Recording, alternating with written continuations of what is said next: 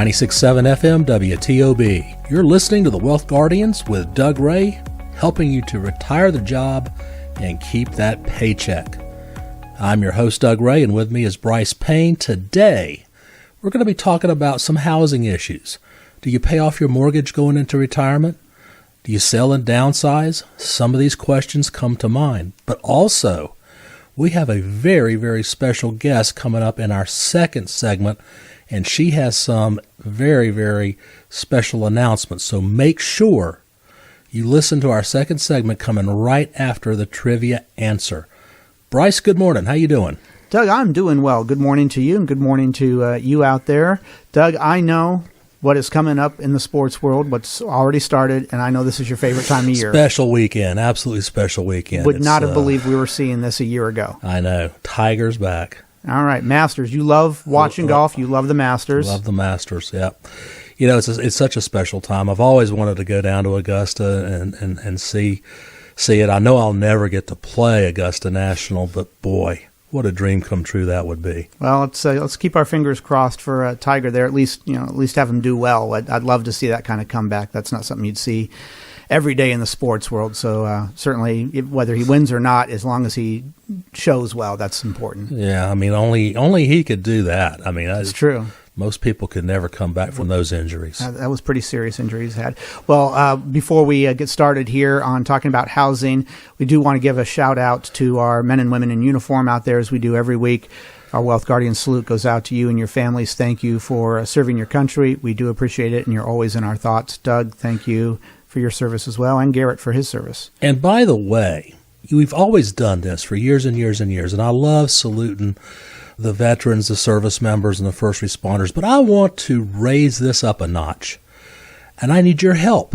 What I want to do with this spot in the show going forward is to identify from you, the listener, somebody you would like to highlight who's either a veteran, a current service member, or a first responder.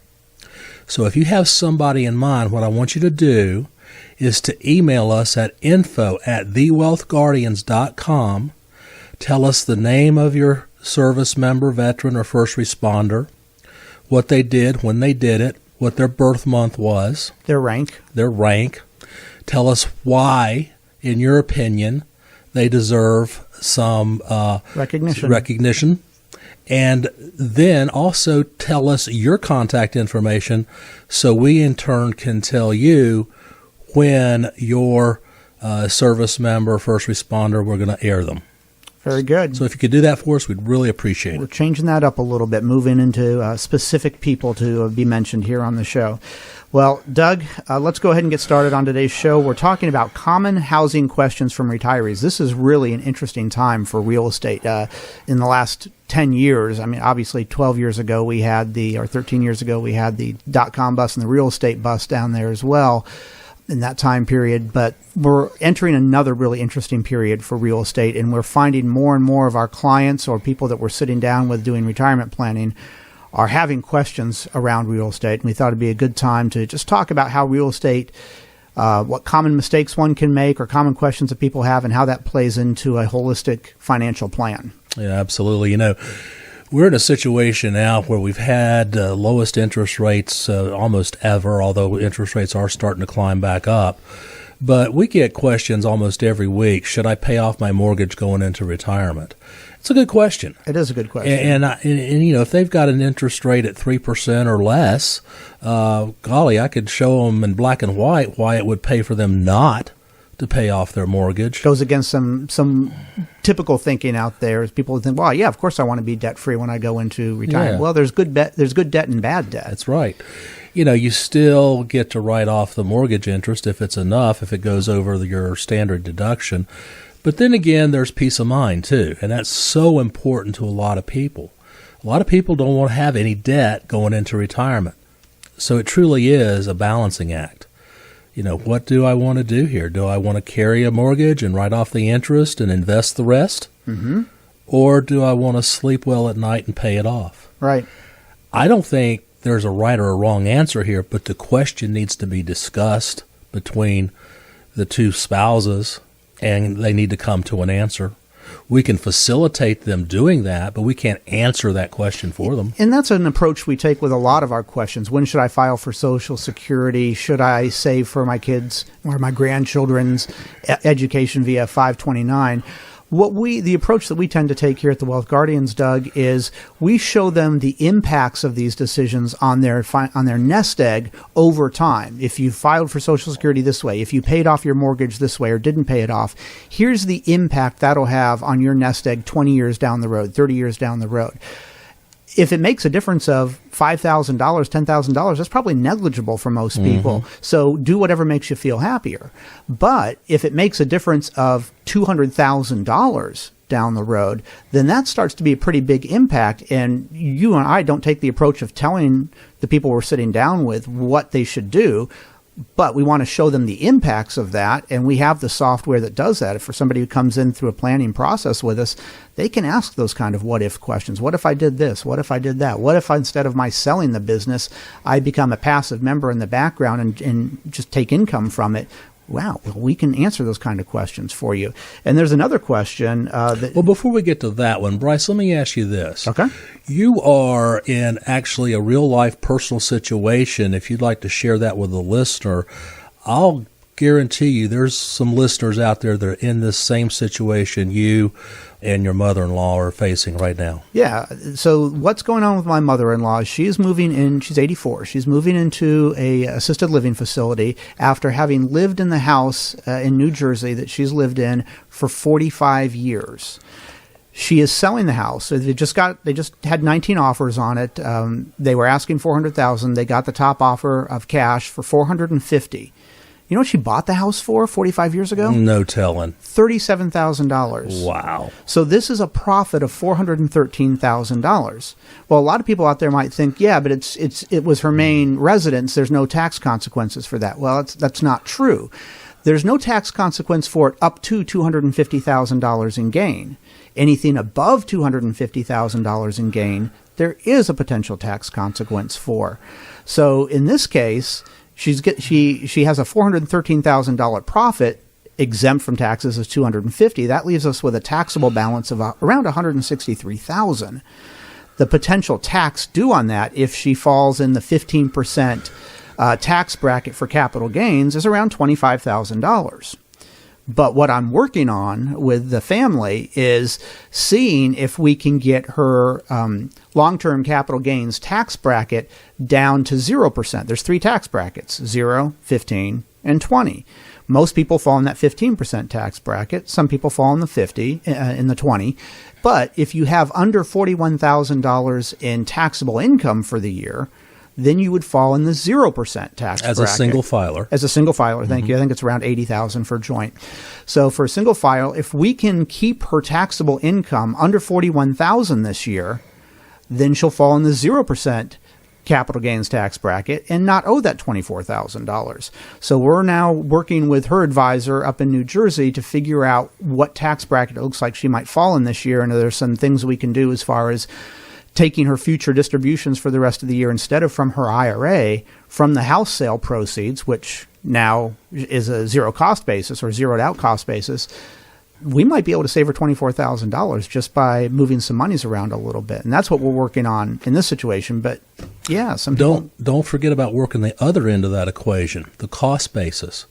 She bought this house 45 years ago for $37,000.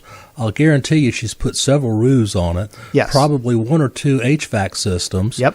Repainted, recarpeted, everything. So add that back. Oh, well, of course, that would be moot if we can get her down to the 0% tax bracket. Yep. If we can't, then that's our second goal is to figure out how much can we say that she actually put into this house over 45 years. Are we going to have receipts for all of that? Probably not, but we'll see what we can do on that. But that's what we're working on our end. And let's tackle another one here, Doug. Another common question we get: is it wise to downsize to a smaller home in retirement? Well, a lot of people like to do that. They want to do that, but we're dealing with a very interesting situation right now. Yes, you can sell your house and get a great value for it, but can you find something else to move into? Right now. That's the problem now. That's the problem people are having right now. not to go back to my family, but my mother is moving out here from Colorado right now into a smaller place, and we're looking at those options. So that is, it's a win on one side, but you got to make sure it's a win on the other side as well. And this is a tough time to try to have the win on the buying end of things. Yep. Absolutely. All right, Doug, it's time for our trivia question. Are you ready? Oh, always. It's time for the Wealth Guardians Trivia Question of the Week. All right, let's go ahead and see if we can stump Doug this week. Doug, on April 7th, 1891, this world-renowned businessman and entertainer passed away. He had many famous quotes, including, "There is a sucker born every minute." And the other quote of his, one of the other quotes of his is, "There is no such thing as bad publicity." He also said, "Fortune always favors the brave." Who was this entertainer / businessman? Okay. Good question. This is Brice Payne. With me is Doug Ray. The show is The Wealth Guardians, helping you retire the job and keep the paycheck. And this is 96.7 FM WTOB. 96.7 FM WTOB. You're listening to The Wealth Guardians with Doug Ray, helping you retire the job and keep the paycheck. I'm Brice Payne along with Doug Ray. And in our second segment today, we're doing two things. We're talking with Kristen Johnson, a special guest here in our studio. And then we're also continuing our conversation about common housing questions from retirees. But before we get into all of that and the trivia question, I've got a question for you. If you are 5 to 7 years from retirement and you want to confirm that you're making the best decision for retirement, well, I've got good news for you. We offer here at the Wealth Guardians a no-cost, no-obligation, second opinion review of your current portfolio and your current retirement plan to see if we can help you retire the job and keep the paycheck. Whether you've already got an advisor that you're working with or a financial plan, always helps to get a second set of eyes on there. Again, no cost, no obligation, but you do have to reach out to us. And the way you do that is pick up the phone and give it a call, 336-391-3409. That's 336-391-3409. You can also visit us at thewealthguardians.com. Now, it's time to see if we stump Doug with this week's trivia question. It's time to get Doug's best guess for the Wealth Guardians Trivia Question of the Week. Doug, are you ready? No. On April 7th, 1891, this world-renowned businessman / entertainer passed away. He had many famous quotes, including, "There's a sucker born every minute," "There's no such thing as bad publicity," and "Fortune always favors the brave." Doug, who was this famous entertainer / businessman? He died in 1891. April 7th, 1891. I have no idea. Well, I'm sorry about that. Garrett, did you have a guess? I was going to say P.T. Barnum. Oh, Good for you. I don't know if you caught that in the background, but Garrett is here. He's not mic'd up, but Garrett got it right. Showed up his dad here. It was P.T. Barnum, born July 5th, 1810. You know, he didn't get into the circus act until later on in life. I didn't know this. He was a Republican and served as mayor of Bridgeport, Connecticut. Really? And he ran for Congress after that, but lost to an own relative, also named Barnum. Huh. But he has a lot of good quotes out there. These were just three that I picked up off the top of my head. There's a sucker born every minute. There's no such thing as bad publicity. And fortune always favors the brave. Well, that was outstanding. Super. All right. Well, now that we've got the trivia question out of the way, Doug, we have a special guest in the studio today. Why don't you introduce her? Yeah, I'm really excited about having Kristen in the studio today. Kristen Johnson is on the board of the Clemens Louisville Chamber of Commerce. Kristen's also, she wears so many hats. I don't know how in the world she gets everything done, but for years now, she's been an event coordinator for us. She coordinates our client Christmas party at the end of the year, our client summer picnic. She's done a stellar job in both of those situations, but she's here wearing another hat today. And Kristen, welcome into the Wealth Guardians radio show. Tell us this great announcement you have. Okay, well, thank you guys so much for having me. I am thrilled to be here, first and foremost. This is my first radio broadcast, so I'm very excited. Thank you for letting me do that today. I'm here to talk about a really cool community event that we've got going on through the Louisville Clemens Chamber of Commerce, and it's called Clemens Community Day. And if you haven't heard about it, this is actually the 11th year. It's an annual event. However, the last time we were able to do this, because of COVID and all the times that we've been put on hold lately, we've had a 2-year gap. The last time we did this event was in 2019. So here we are, back in business, ready to host a really great community event for the community. And that's on Saturday, May 7th at the Jerry Long YMCA, and it's called Clemens Community Day. So, Kristen, when we were doing show prep, you told me that the last event that they held before COVID, there was over 10,000 folks that came out for that event. Yes. Let's hope we can get that this time. Yes. So on average, and again, this is the 11th year, we've averaged about 5,000 each year, but yes, in 2019 there were about 10,000 people. So it was huge.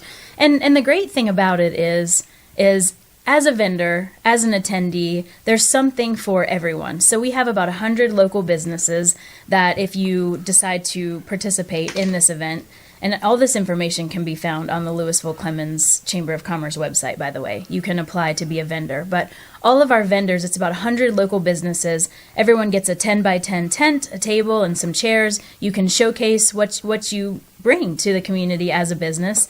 But there are adults, kids, things for women, things for men, fitness demonstrations, a bounce house for kids, magic show, face painting, just so many cool activities.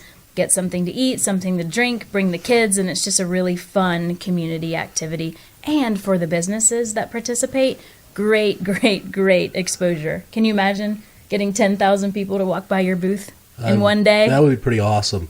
So would a family, if they came out there, they weren't a vendor, what would they expect to see and do? Oh, that's a great question. So on the stage, we'll have some engaging MCs and a whole lineup of events. So there will be, again, different demonstrations by some local businesses and by the Jerry Long YMCA. So we're going to have a mascot dance-off, which is always really funny. We're going to have some performers with music.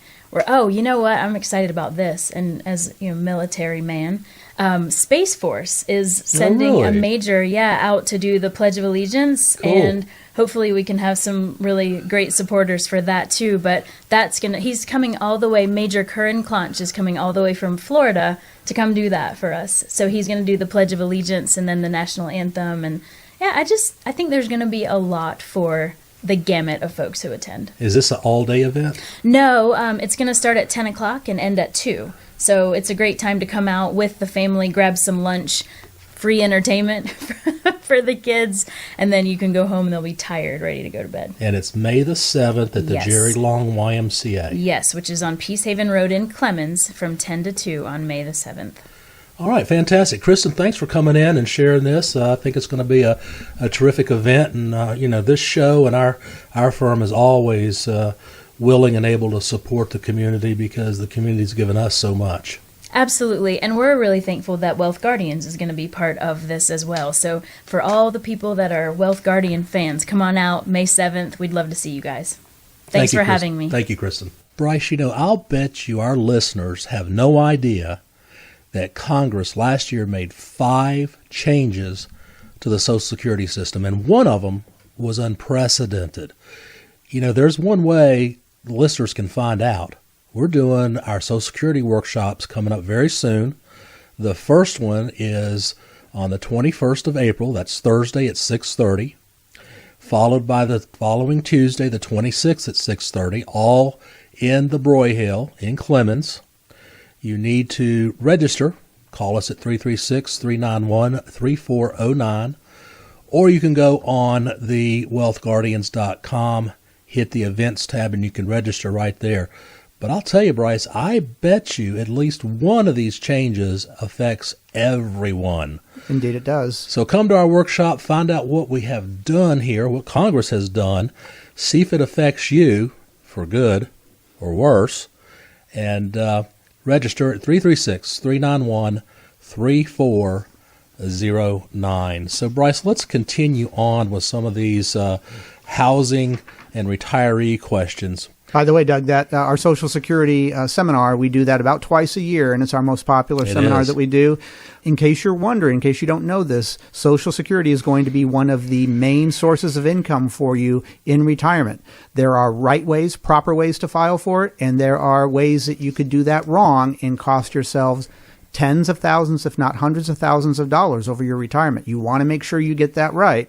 Doug and I are certified with the National Social Security Association to talk about this subject. So again, if you are in retirement or about to retire and you don't know exactly what is in your best interest on how to file for Social Security, you want to attend this seminar. Yeah, all right. And Brice, and I'll say this, we'll tell them some true life case studies at that workshop about how some folks cost themselves $100,000 or more in lost benefits. It's painful. And how others made $100,000 or more in benefits. Yes, indeed. All right, Doug, so let's go back to these common housing questions from retirees that we've been getting lately because of what the housing market has been doing. We started off our first segment with this, and we're going to close off our second segment with this. The third question we've got, Doug, is a home equity line a good place to borrow money from for major purchases like home upgrades, new cars, or sizable medical bills?